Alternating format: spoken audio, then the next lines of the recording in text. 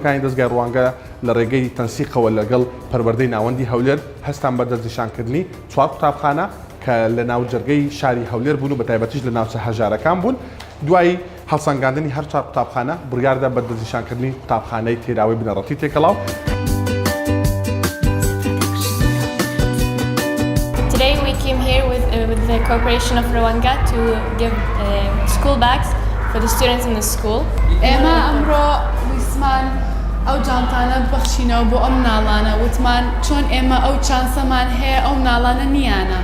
ئێمە بۆ تقریباً 300 جانتامان کۆ کردوتەوە لە ناو جانتایەکان محفەزەی قەڵەممان هەیە لەگەڵ کتێبی تازە و ئیتر ستیکەر و ئیتر زۆر لەم جۆرە هەمانە.